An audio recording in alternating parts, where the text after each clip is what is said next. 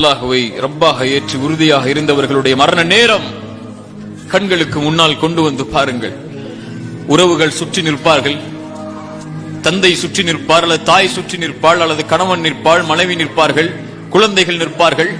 மரண படுக்கையில் அந்த மனிதன் உலகத்துடைய பார்வைகள் எல்லாம் மறைந்து மலக்குல் மௌத்தை பார்ப்பான். திடீரென்று மரணப்படுக்கை, மலக்குல் மௌத், உயிர்களை கைப்பற்றக்கூடிய மலக்குகள் வந்து நிற்பார்கள். எப்படி இருக்கும் அவனுக்கு? எப்படி இருக்கும்? இதே நிலைமையை அல்லாஹ்வின் மீது ஆணையாக நான் சந்தித்தே ஆக வேண்டும். நீங்க உங்களில் ஒவ்வொருவரும் இந்த மரணப்படுக்கை அடைவீர்கள். இந்த பார்வை விழும். உலகத்தின் பார்வைகள் மறந்து மலக்குல் மௌத்தை, நல்ல உயிர்களை கைப்பற்றக்கூடிய மலக்குகளை, எடுத்து செல்லக்கூடிய மலக்குகளை, பாவிகளுடைய உயிரை கைப்பற்றக்கூடிய மலக்குகளை அல்லாஹ் பாதுகாப்பானாக. இந்த இருவரில் ஒரு தோற்றத்தை இந்த கண் பார்த்தே தீரும்.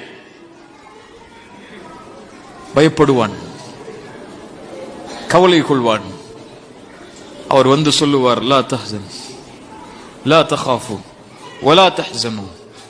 ஏன் பயம், ஏன் கவலை?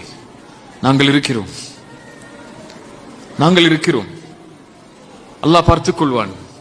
இன்னல் முத்தகீன ஃபீ மகாமின் அமீன். நிம்மதி அடைவான். அனுமதி கொடுங்கள், என் உறவுகளிடத்தில் சென்று சொல்லி வந்து விடுகிறேன், அல்லாஹ் எனக்கு வெற்றி அளித்து விட்டான், அனுமதி கொடுங்கள்.